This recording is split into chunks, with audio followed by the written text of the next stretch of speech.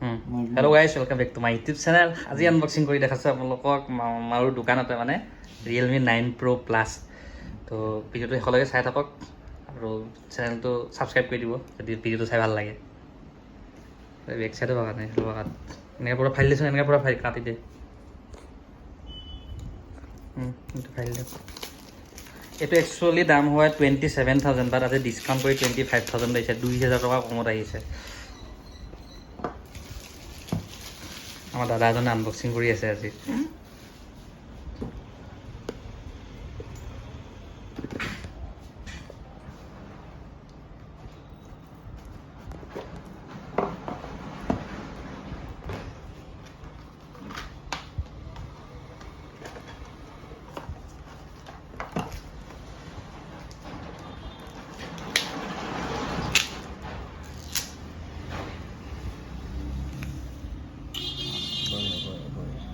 কেনে মজা জুই ৱেবছাইটটো দেখাই দিছোন।